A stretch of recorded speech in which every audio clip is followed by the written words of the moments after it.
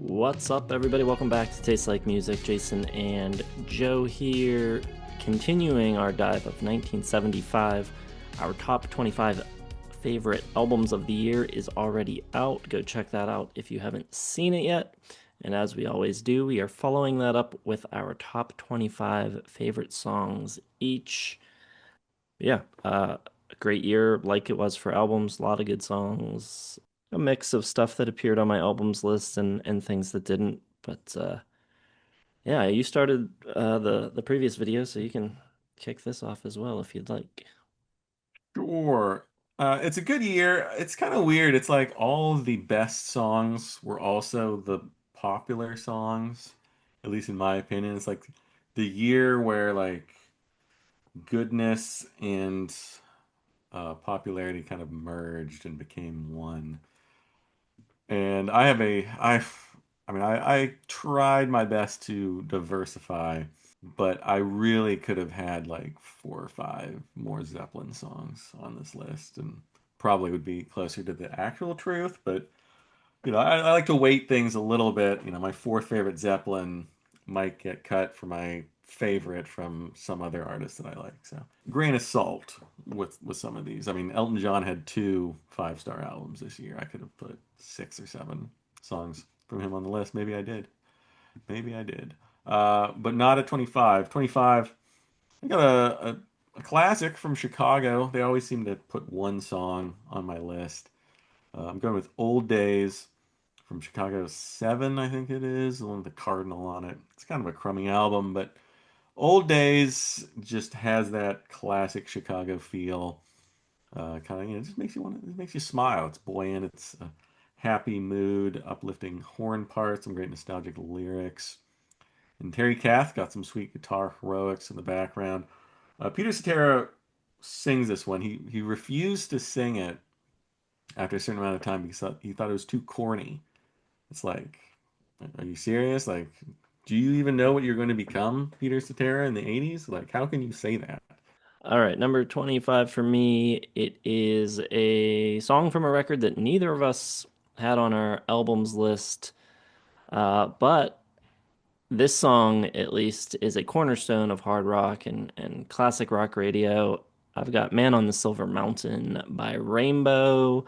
I just think, you know, it's like the song that introduced Dio to most people, unless they were like really hip and into Elf. But yeah, Dio's great on it. Richie Blackmore's guitar playing on the whole track is just so killer. The riff itself is amazing, and that's what everyone what sticks in everyone's mind. But like, there's like this incredible like arpeggio guitar part before, like I think it's the pre-chorus, what you would call the pre-chorus, that is just such a cool guitar part, and the solo is awesome. It's just everything works really well. There's some sick clav on it. It's a cool song. Good album. Not one of my top 25. Good, but good nonetheless. 24, I stiffed him in the album video, and I'm not going to do it for the songs. I'll throw him a little bone here. Yeah, I'm going to get Bob Dylan on the list here. Go with Idiot Wind from Blood on the Tracks. If you're going to give me Bob Dylan, I want the angriest, most venomous, just meanest Bob Dylan that you possibly can.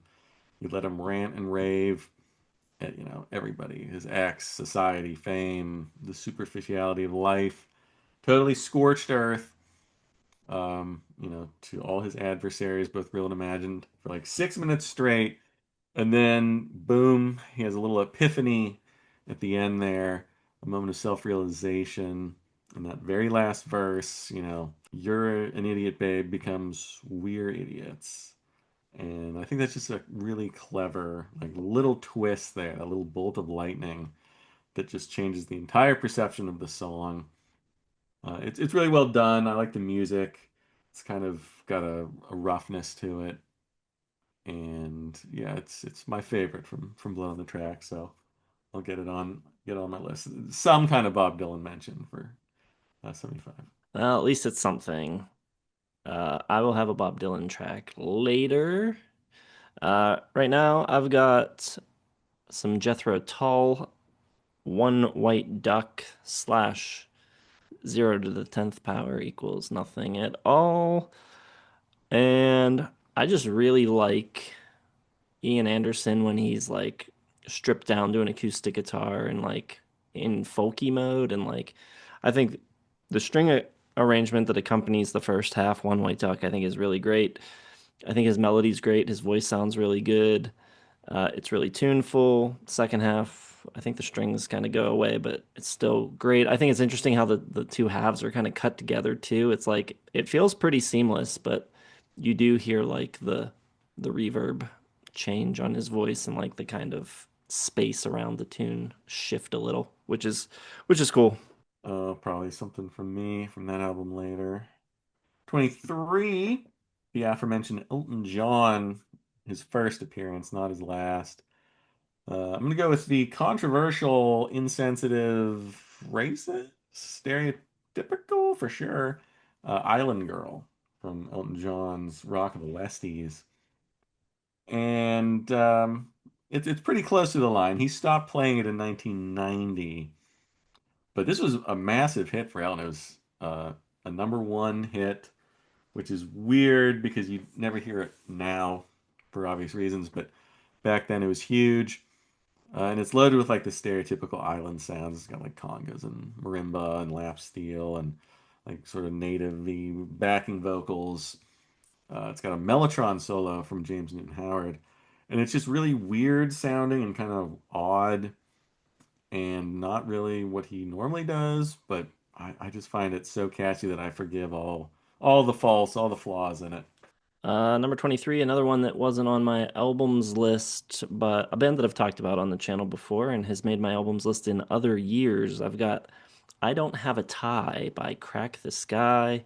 They're an interesting band, not super well known. They kind of straddled the line between like progressive rock and pop, and they kind of have like this whimsical side to them too. Like the whole chorus of this, I don't have a tie to wear to your affair. It's kind of Queen-esque. There's some cool like backing vocals and stuff on here, and I really like the guitar playing of Rick Witkowski. The least rock and roll name I've ever heard in my entire life. My number 22, this was on my album list. I got Ambrosia with World Leave Me Alone, which I think just sounds way ahead of its time. It's just a potent power pop tune at heart. It's got progressive touches, just really good playing, really great expert layering of vocals and instruments. And I don't know, it's the 70s, so it sounds, super clear and just beautifully produced and everything. Amazing tune. Like it gives me like 90s like jellyfish vibes a little bit, just especially with the vocals and the way the guitar and the arpeggios work. It's just really cool song from a really cool album from a band that most people know as a yacht rock band, but started out as kind of this prog pop band. Number 22, I've got Savannah Woman by Tommy Bolin from his solo record Teaser, which is a very eclectic album. But even with all the different styles he's hitting on that record, this one feels like an outlier. It's like a bossa nova kind of tune, a little jazzy. It's got Prairie Prince of the Tubes on drums and Phil Collins on percussion. And I think it's hilarious on streaming services. It says featuring Phil Collins. But yeah, it's a great song. His voice is kind of high, and I think it works better here than it does when he's like trying to do the more hard rock stuff with his voice. So, yeah, good tune. Killer guitar playing on it. Well, speaking of killer guitar playing, my number 21 is a recent obsession of mine. And it's got a guitar solo so good it'll just make you shout expletives just right out the blue. It's Your Gold Teeth 2 by Steely Dan. I don't know if people have seen or heard the clip when it's getting recorded and Donald Fagen's in the studio and Denny Diaz just goes off and he's like, "Holy effing shit!" It's it's just like off the cuff like, and that's I mean if I saw someone playing that for the first time, heard it, I would say probably even worse than that. All right, we're gonna keep the guitar talk going because I've got "Cause We've Ended as Lovers" At number 21, written by Stevie Wonder, performed by Jeff Beck. This was on my albums list as well. And the story goes that Stevie wrote Superstition for Jeff Beck for playing on Talking Book, but then the label said, Jeff Beck can't have that. That has to be your song. So this was like Jeff Beck's consolation prize for playing on Talking Book. And man, does he just knock it out of the park. It's so like lyrical and dynamic and just some of the best guitar playing ever recorded. It's ironic because it ended up on a Cyrita album and not a Stevie Wonder. That song is amazing. It pained me to leave it off my list. It was either 26 or 27. I should have kicked Bob Dylan off and done it on there. My number 20, I got a gem from my boy Eric Carmen, who always seems to have one or two great songs, whether it's with the Raspberries or his few solo albums. He got some singles in the 80s as well, but his debut solo album was in 75, and it's got a couple of killer tunes, including my favorite off there, Sunrise, which is the opening big Beatles, Brian Wilson influence, kind of power poppy, kind of like the Raspberries, some orchestration, and it kind of shifts into this just great, I don't know, 2 or 3 minute long extended outro where it's just big guitar crashing around. And yeah, I mean, it's an Eric Carmen tune. If you're familiar with him or the Raspberries, this will be right up your alley. My number 20 is a song that I think you don't like, and I think you, and if I was looking at the Discord correctly, even called it out as the low point of this band's 1975 album. I have Life is a Minestrone by 10cc. Uh, if you don't know 10cc's records and only know like the handful of hits that they had, you would be shocked at how kind of weird and all over the place they are. Very odd group. And yeah, this song, I don't know like what to compare it to. It's like almost a little Sparksian, I think. It's very quirky and like there's tons of parts. Like I think between choruses, there's like five different sections. Like there's so much going on. There's like some weird Mickey Mouse stuff happening, like literally singing about Mickey Mouse. And I don't know. It's wild, but this chorus sticks in my head more than almost anything. It is just an earworm. Yeah, I remember hating that song and being like, well, it's enough for 10cc for a lifetime. Although I feel like I did like some of that album, just not that song. They are very hit or miss for me. My number 19, we go with, I mean, there's a wealth of material from him this year, Neil Young. But I'm going to go with something off Zuma instead of Tonight's the Night. Zuma just missed my list for top albums. Strong album. It's got some clunkers though, like Stupid Girl.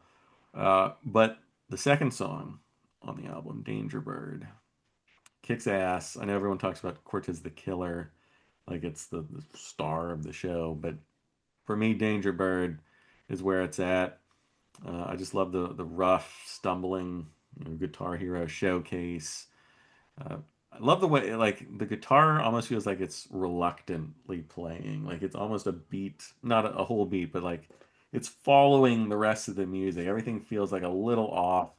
Like he's just like too drunk to really keep up and he's just like stumbling on the lyrics. And it's just so cool.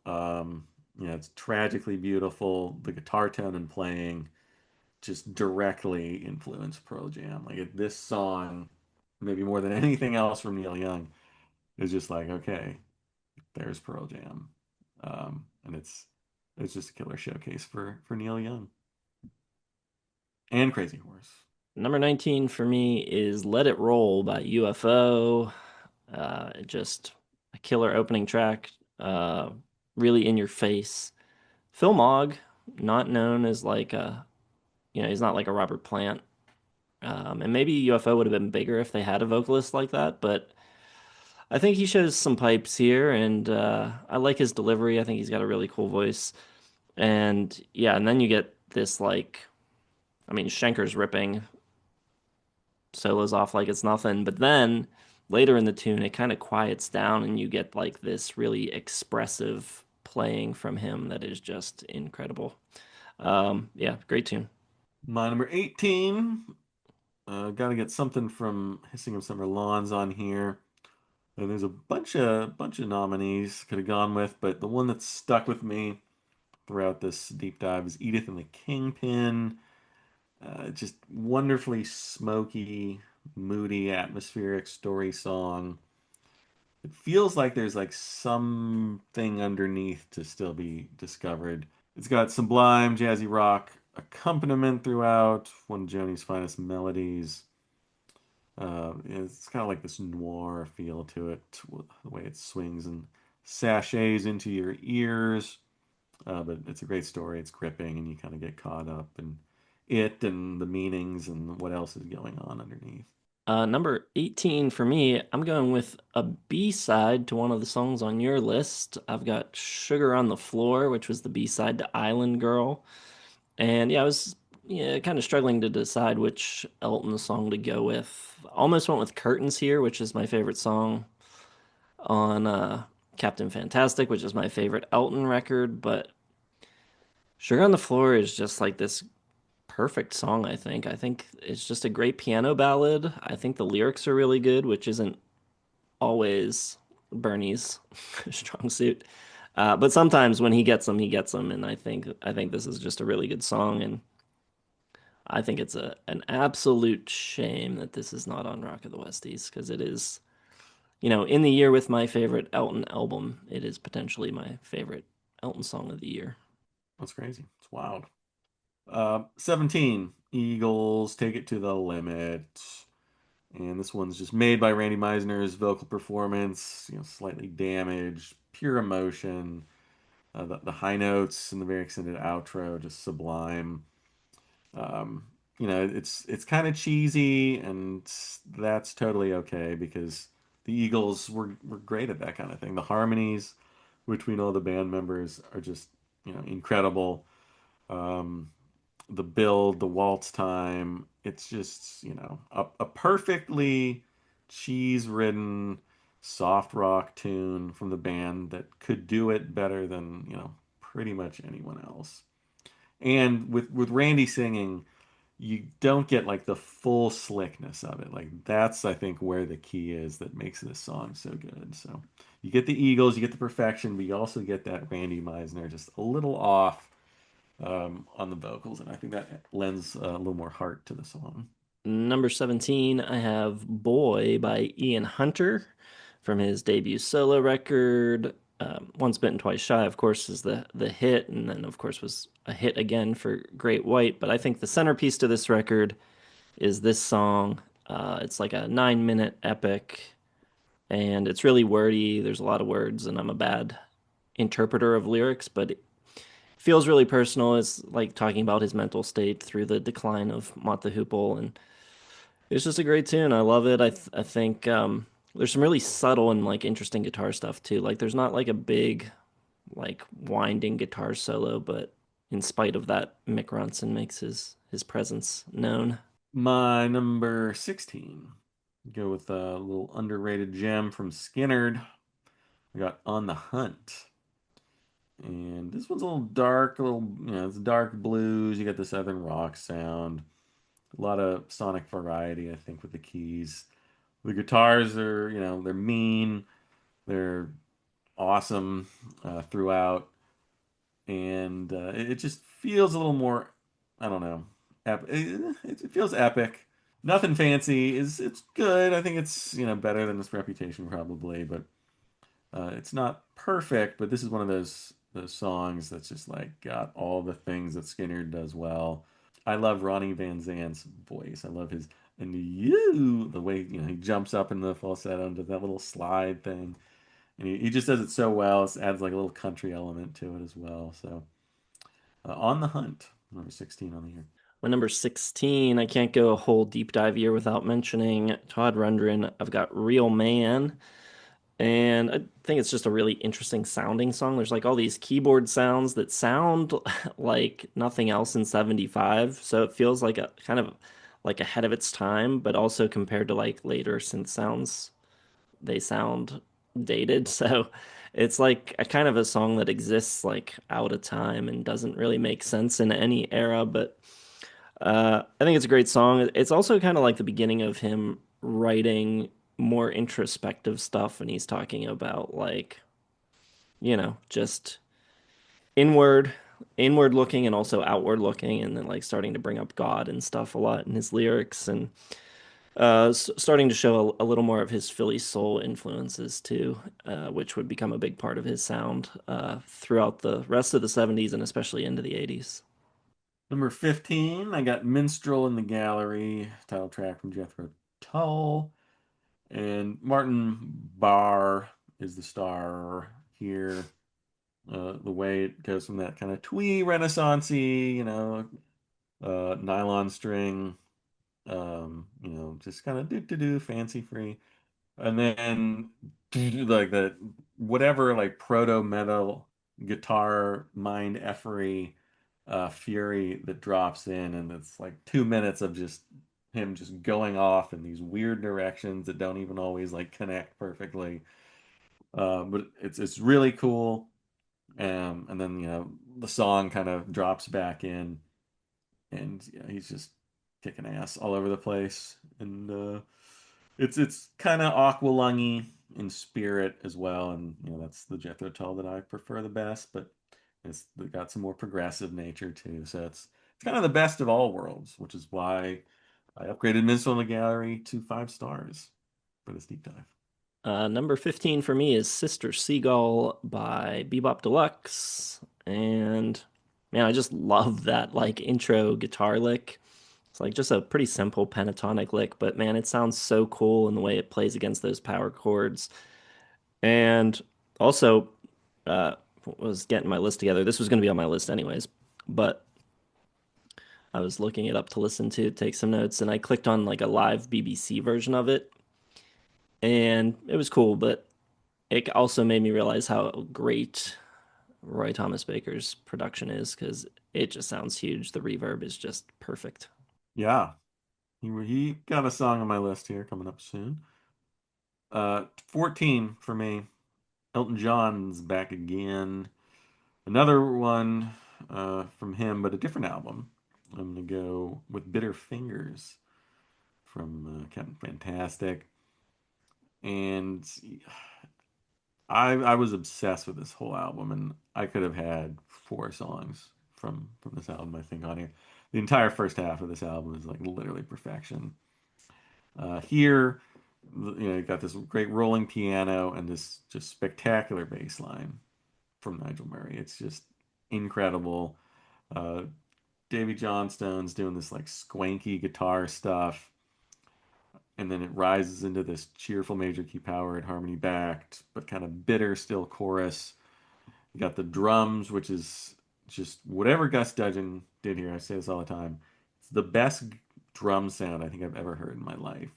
It hits so hard, and I can't even believe how good the whole band sounds, and why Elton would get rid of it after this album. I don't know. It's just a perfect song. It's so catchy, and the playing and the arrangement is so good. And I think it sounds kind of simple and easy because the band is so good, but there's just so much going on here that's just, incredible. It's pop at its like very highest level.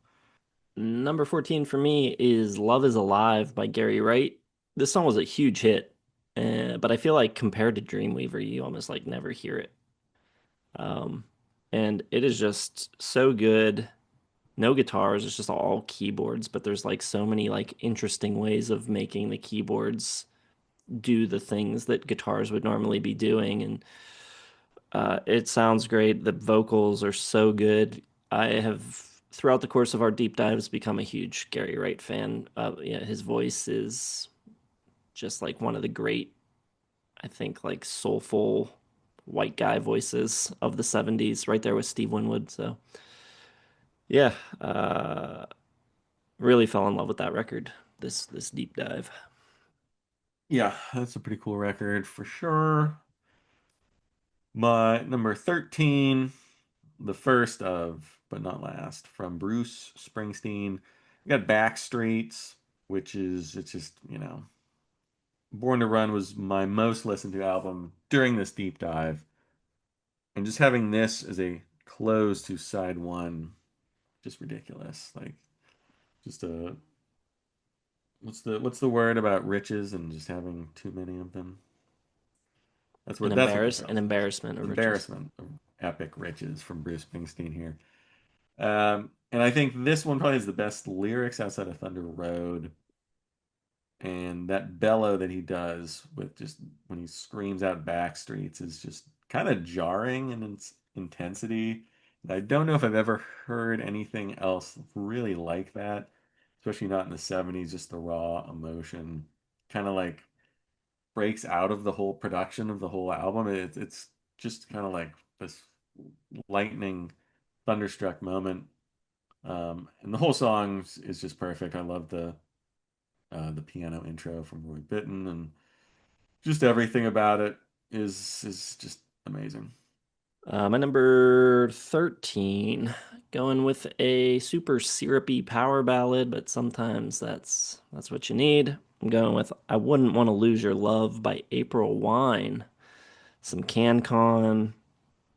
I first heard this song uh, when Sloan covered it on their Live at a Sloan Party cover album, and I love their version, but I really like the original April Wine version too. Miles Goodwin on vocals. His voice is pretty high, and it might be a little thin for like some of the hard rock stuff that April Wine attempts, but it is just perfect for this kind of balladry. And I think the production's really good. All the backing vocals, the harmonies sound great on here, and there's like some hand claps and stuff, and just everything is just really well put together. And yeah, it's just a great kind of cheesy love song that I think stands up. Sometimes those kind of songs don't age the best, but this one works. All right, my number 12 is a song that literally needs no explanation. It's Bohemian Rhapsody by Queen. Okay, your turn. Okay. I mean, Um, nobody needs to hear about Bohemian Rhapsody. Everyone knows everything about it. It needs no, just nothing. It's just move on. yeah. Okay. Number 12. I'll Tell You Something by Mott, minus the hoople. Ian Hunter, Mick Ronson leave, replaced by Nigel Benjamin on vocals, a guy who I know like almost nothing about except for the fact that he sang on these couple of Mott records. Don't really know where he came from or where he went, but he's got a really weird, cool voice, kind of high, good for singing mid 70s hard rock. But this is like another power ballad piano tune, but just like even bigger and more dramatic than the April Wine song. It's got like the big dramatic finish with these huge guitars, and you can almost envision the pyrotechnics going off around them as they finish the tune. All right, my number 11 is a song that needs some explanation, some introduction. It's The Writ from Black Sabbath. And so many good songs on Sabotage, but this one just sticks out a little bit to me, just almost well, not solely, but chiefly because of Ozzy's vocals. And I think this is his best performance ever. I don't think you ever hear him sing like this, just stretching his vocal cords, absolute limits. And it's a Sabotage song, so it cycles through like three or four just completely different sections with completely different moods. But in Sabbath fashion, they all come together, work beautifully in harmony together, and it's all kind of held together by the force of Ozzy's vocals and his just charisma. Um, like that twinkly bit in the middle, just how is that even in a Sabbath song? And it totally works. Just a fitting epitaph for the band's glory days, I think. All right. Well, I got a bunch of songs coming up by bands you've talked about, but different selections. But before those, I've got Nights on Broadway by the Bee Gees. I think it's just as irresistible of a banger as Staying Alive. It just is an undeniable pop classic, and I probably first heard it as a parody with Jimmy Fallon and Justin Timberlake singing the Barry Gibb talk show theme.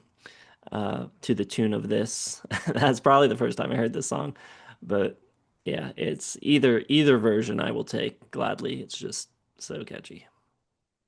Yeah, that song kind of kicks ass, and you don't really think about the Bee Gees and kicking ass, but that just has It, like a swagger to it's it. also like a B tier Bee Gees song. Like you'll hear it every once in a while, but like Yeah. there's so many Bee Gees songs that you hear more than it, but it needs to be elevated to Yeah. the S tier Bee Gees. Yeah, that was one that was just right off the edge of my list. There's too much good stuff. If I had only included one song per artist, I think that would have snuck on, but I blew it. Number 10, a live cut. I didn't include this album in my album ranking end of the year list for 75, but it's the definitive version of No Woman, No Cry, live at the Lyceum in London from Bob Marley's live album. And this is probably the best version, the best live version of a song, I think, in comparison to the studio cut, maybe ever. I can't think of anything else that's elevated so much and just surpasses in every possible way. It's loose and lovely, and it's sparkling with just a ton of energy. The crowd is just like feeding the band on stage. Marley, just a great commanding presence, and there's just so much joy in the recording and the playing.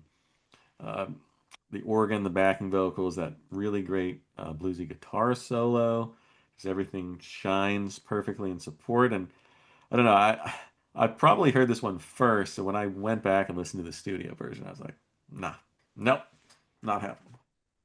I believe Marley's last show ever was here in Pittsburgh, and I also believe that that is available, and I would imagine he played it there. So Yes, I think it was what the Syria Mosque. yeah, either there or the Stanley Theater, Could be. one of those.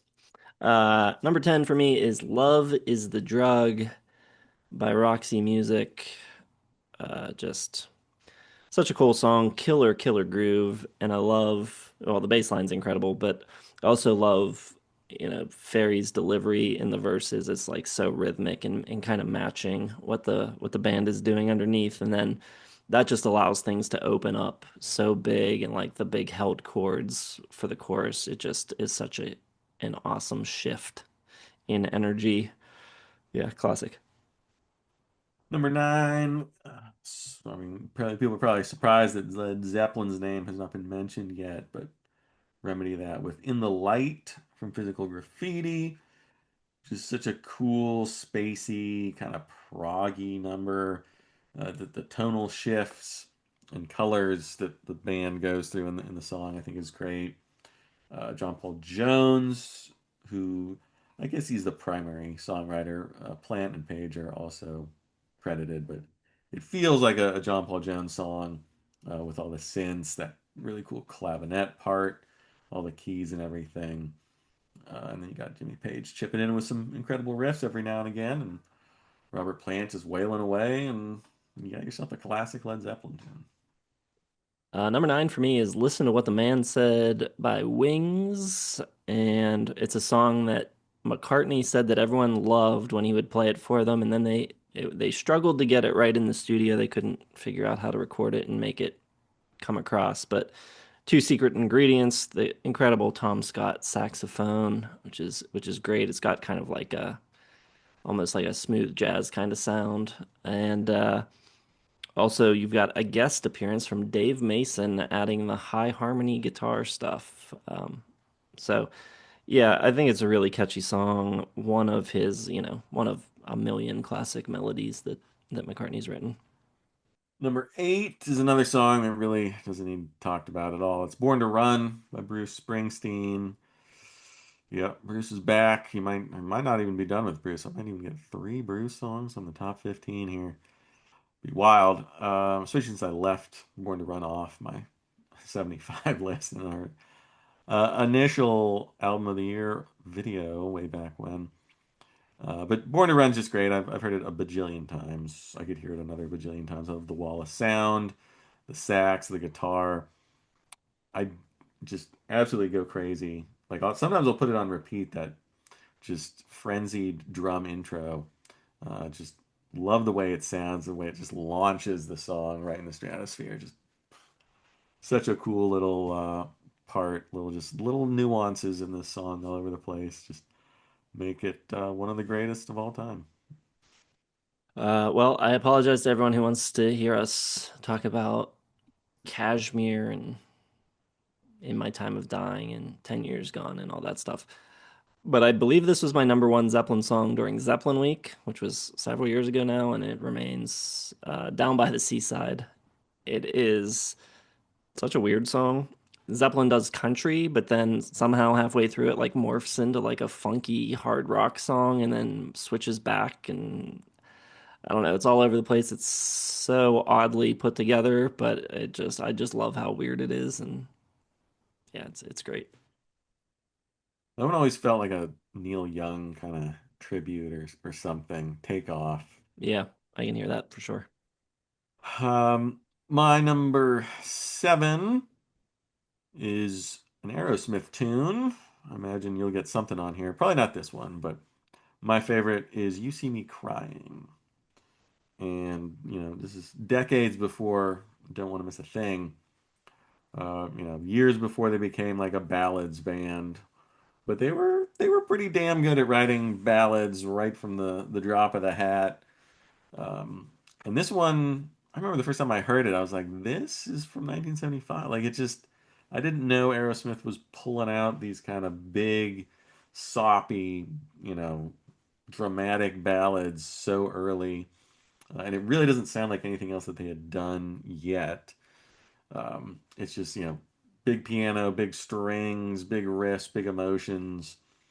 A really kind of hard on the sleeve vocal performance from Steven Tyler. That scratchy falsetto, which almost doesn't work. Like it almost shouldn't work, but he pulls it off.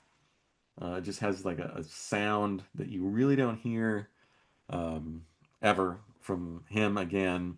And really, I don't think I've ever heard anyone quite sound like that. He's just kind of belting it all out. And it has like a believability, I think, which is missing from Aerosmith's later songs that were written by, Diane Warren and whoever else. Like this one feels like real emotion coming from Steven Tyler. Yeah, that song is awesome, but I will have a different Aerosmith song coming up soon. My number seven, this is my Bob Dylan slot, my album of the year, and there's like half dozen songs from this record I could have chose, and I was going between some different ones and looking at my old Dylan list and seeing what I chose, and I'm actually going a different direction. For this one, I'm going Buckets of Rain this time, the closing track. It comes down to the vocal delivery. It's just so cool and relaxed and like it like feels tossed off and like he's saying the most important thing ever at the same time, which is kind of like a trick that not many people pull off, but yeah, it's a great tune. Interesting. Yeah, as long as it's not Jack, Rosemary, and the Queen of Clubs or I mean, whatever. I could have. I there was definitely a time when I it was was my waiting favorite. for it. I could have. My number six, back to Zeppelin. Got the Rover, which is maybe my favorite, like deep cut, if you can call it anything that Zeppelin ever did a deep cut. But this one just kind of, it doesn't get talked about. It's not really on the radio, but I feel like everybody really likes it. It's just not like at the tip of people's tongues when they're talking about Zeppelin. But I think it's just a perfect tune. There's nothing like really fancy here. Like there's no like weird synths or like 12-string guitar. It's just like a really good epic. The main guitar theme is excellent. The guitar solo is really stinging. And it's just, I don't know, maybe because I haven't heard it a bajillion times. It's just one that I want to hear. Like when it comes on, I'm like, yes, the Rover. Like that's what I want to hear from Led Zeppelin, not rock and roll or Black Dog. Give me the Rover. Yeah, that might be my second favorite on Physical Graffiti behind Down by the Seaside. That song's awesome. It's one of the first songs I learned to play on guitar too. Okay, so I didn't go with the obvious pick for Zeppelin, and I'm not going with the obvious picks for Queen or Aerosmith coming up. but I am going with what I guess is the hit for Sabbath. I'm going Hole in the Sky from Sabotage. And I don't know, when you talk about heaviness, there's a bunch of different ways you could talk about heaviness. You could talk about like this, the actual sound of the guitars and like the quality of the distortion, or you could talk about like the attitude of the vocals, or you could talk about like the heaviness of the groove. And I think any way you choose to talk about it, Hole in the Sky is one of the heaviest songs that ever recorded. It just is crushing. It is so awesome. And the way it just cuts off at the end is also awesome. It's just front to back, just pulverizing. Maybe not by like modern metal standards, but damn, for 75. For 75, it has to be the heaviest song like ever recorded. Like I've never come across anything that's like quite as big and heavy. And like, Judas maybe a couple years later would surpass, but like at the time, 75, come on, ridiculous. My number five, gotta get some Pink Floyd on here. I'm gonna go with Have a Cigar, which has always been my favorite. Off Wish You Were Here. Not sung by anyone in the band, which is really weird. I don't know, like if there's another example in like the history of rock or pop where like a song that's on the radio and can be heard to this day, um, not sung by anyone in the band, which is cool.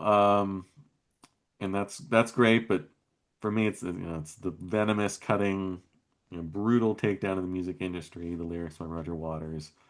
You got some of Gilmore's most incendiary riffs, and that the synth tone from Richard Wright is just to die for. I love it all over the whole album, and just the way it kind of punctuates in between, just amazing. Number five for me, I'm going with the Prophet song by Queen. And I don't know. To me, this is maybe even more impressive than Bohemian Rhapsody. It's real close. Uh, there's something about Bohemian Rhapsody that feels like sections, which it is sections, like kind of stitched together. But Prophet Song like does a lot of the same like studio trickery and like is very elaborate, and there's tons and tons of overdubs and all these vocals coming at you. But it does it in a way that feels like more connected. It goes through all these sections, but it feels a little more logical to me than Bohemian Rhapsody. And yeah, I remember like I first heard Bohemian Rhapsody from Wayne's World, maybe not from the movie itself, but when it was on the radio again because of that movie coming out. And I went to listen to it, and this is the side opener of the same side of music that Bohemian Rhapsody's on.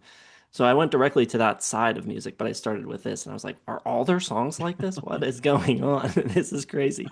So yeah, it's if you haven't heard it, it's incredible.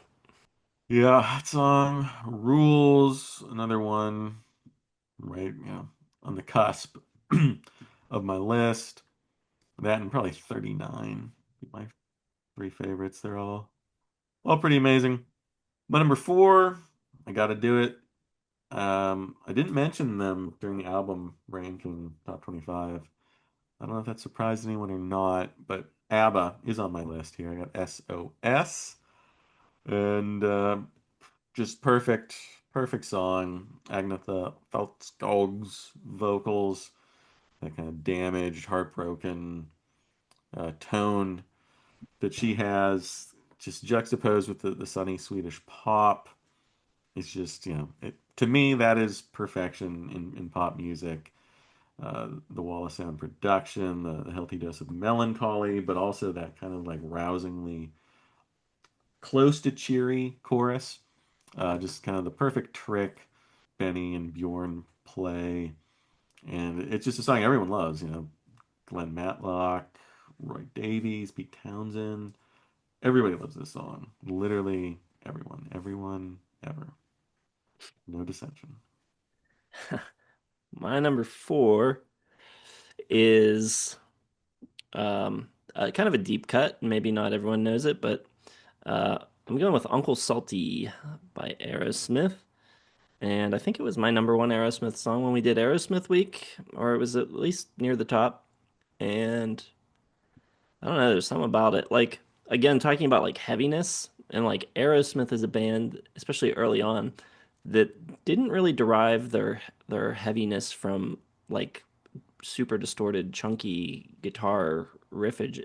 It's more about the groove, and I think maybe like when you like imagine the sound of Aerosmith in your head, I think maybe a lot of people think of them as being like a little more. It's tricky to say. I don't want to say they're not guitar centric because they are, but like I think you envision the guitars like being louder and like more in your face than they are. When in actuality, it's like all groove. It's like Joey Kramer and Tom Hamilton and the two guitars kind of like slinking in and out around them. And that's where the magic is. And this song is just like the epitome of that. And it's so grimy and sleazy sounding. And but then you also get like this little bit of light through the clouds with the sunny day outside my window section, which is just like a little respite. But yeah, it's awesome. My number three, back to Elton. Can't keep away. Someone Saved My Life Tonight. Always been my favorite Elton, I believe. I think it's one or two. Yeah, I guess it was after. It was my number two. After Love Lies Bleeding. Funeral for a Friend, Love Lies Bleeding. But this is just a perfect song. That iconic piano intro with his big octaves. And you got like I said with Bitter Fingers, the production is so good. The drum sound, the backing vocals are just gorgeous throughout. This one doesn't have like a pop form. It's pretty unwieldy. The way it kind of shifts into different sections that are familiar but different. It's 6+ minutes, but it's all just held together by just beautiful, skilled performances from absolutely everybody, from the lyrics to the piano to the guitar, bass, drums. D. Nigel Murray. Olsson, Dee Murray, Yes. Davy Johnstone, Gus Dudgeon, Elton John. Am I forgetting anyone? Did you say Uh, Bernie Taupin? Bernie Taupin, yeah, just everybody. Top of the whatever here. All right. Top three for me. I mean, I think about album lists way more than I think about songs lists. So this might be a false statement, but I feel like my top three songs here would all be in my like top 20 to 25 songs of all time, which is for one year to have three of them. It's a pretty stacked year. This song would win most years. My number three is Young Americans by David Bowie. Just a banger of a track. It's just like one of the best feeling grooves ever recorded. It sounds incredible. For 75, it sounds way ahead of the curve as far as like the recording and the mix of it. Bowie's vocal delivery is incredibly charismatic. It is so good, and just every element, like Willie Weeks, Carlos Alomar, Luther Vandross, just the whole roster is killing it. Yeah, I probably should have had that on my list. Probably could kick off old days for it, but that is one. I don't know, these Bowie hits from like the mid 70s I've heard so many times that they just don't quite have the same impact as they did once, because that song definitely would have been on my list, even as far back as when we did like Songs of the Year, which it probably was on my list then. Um, but it's not now, but someday it probably will be again. My number two, though, for this year, my favorite song from my favorite band of all time, and it's only number two, which shows how good this year is. Really, this top like 10 could be in like my top 100 songs of all time. But Doctor Wu is my favorite Steely Dan song. It always, really, always has been, may always be. And there's just something about this one, just the emotion that creeps in, even if it's probably about drugs. and they have many songs about drugs, but this one feels just like, I don't know, there's something else there, like I never quite put my finger on.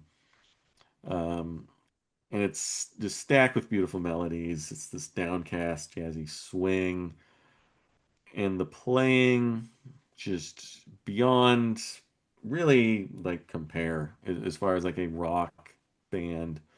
Uh, all the members, there's like Michael Marchin on here, and the guitar. I don't remember who plays guitar, but it's perfect. I think it might be Walter Becker actually, but um, just a perfect tune. And then you have that Phil Woods sax solo, which is about as heartbreaking, wrenching as brass can get. And it's just a tune that just lives in my brain, in my subconscious, just all the time. It's always there. It's like a drug, really. I wouldn't know because I don't do drugs, but if I did, I feel like it would be kind of like Dr. Wu. Number two for me is It Makes No Difference by the band. Rick Danko's vocal performance here is one of my favorite ever. Just heartbreaking, beautiful. I think it's a heartbreaking, beautiful song. Richard Manuel and Levon Helm's backing vocals are incredible, and I just think the full band performance is great. Robbie's guitar playing and those kind of like pinch harmonic squealing things he does are just the whole thing makes me want to cry. Was that your winner for Songs of the Year? That's a good question. I feel like it was because I feel It, like it probably was. Yeah. I think I so. don't In think the it was what last, is now. I don't know what is now. Trying to see here what's been left out. But this was also on my list, but it wasn't my winner. I've kind of switched them. Okay, that's fair. Fair enough. I've not switched mine at all. It's Thunder Road. Bruce again. Three. It's three songs. Can't get enough of this guy lately. And Springsteen's first albums are good. Fine, possibly very good at times. But Born to Run is the moment he consolidated all the strengths. He dropped some of those like trying to be Dylan, uh, lyrical tricks, and said, you know what, I'm not going to be like Bob Dylan. I'm going to worry about the music and the lyrics equally. And he brought that all together, and together that forms Thunder Road, the opening track. Just a masterpiece, vivid storytelling at its finest. The builds, the way it flows through all these just like killer one-liners. The screen door slams, Mary dress sways, the skeleton frames with burned out Chevrolet. Like just every single line is like an all-timer. You got Roy Bittan's piano again, just rocking and rolling underneath. The guitars just adding so much, minutia, and it all is there, just punctuating and expanding Bruce's just passionate, perfect delivery on this. It's as far as I'm concerned, just the best song maybe ever written, as far as just like pure poetry goes. And I love it. I can't get enough. I'd listened to it like 100 times in one night. I wrote a short story about it, but it wasn't as good as Thunder Road.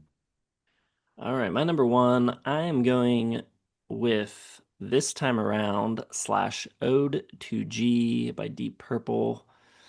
And it's kind of a two for one. It starts out this kind of like weird synthy track with John Lord playing synths, and it's just such a great showcase for Glenn Hughes, who's one of my favorite vocalists ever, and this is like his peak performance, I think.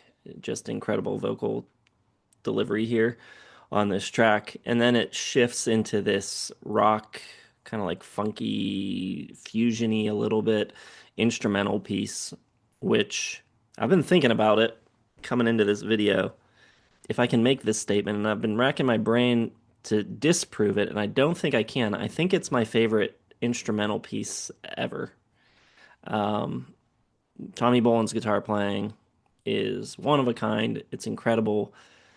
And I've said it before on the channel that I think his loss is maybe like the most tragic rock star death to me. What he could have done and gone on to do. I mean, in 75 alone, his solo record Teaser, Come Taste the Band. He also plays on Alphonse Mouzon's Mind Transplant record, which is unbelievable. Uh, what a year or two prior, he's playing with Billy Cobham and James Gang, and just his output was incredible. And I think he could have just done so much more incredible stuff. Um, but yeah, this is the peak of Tommy Bolin. I think this is his biggest, greatest showcase. If you want to know what his guitar playing is about, this is the track to listen to. And the first half of it is like the greatest showcase for Glenn Hughes, I think. So it's a 1-2 punch, and it knocks me out. Wow, best instrumental ever. Better than Ode to Joy by Beethoven? Yeah, I think so. All right, I mean that's an interesting list. That's another year with zero in common. Although I think I had Real Man when we did Song of the Year because it charted, and You not then having Young Americans is, I feel like, a mistake. yeah, I actually I left it off the list, and then I came back and I was listening through my lists and my 125 song list. I was like, oh, I don't have Bowie on here. And I listened to it and I was like, yeah, the song rules. But like, I don't know, the spark just wasn't there this time as far as like I gotta get it on my top 25. It was hard for me to not put it number one. It was like heartbreaking, but Yeah, yeah. It seems like an oversight on my part, but it was deliberate. It was not.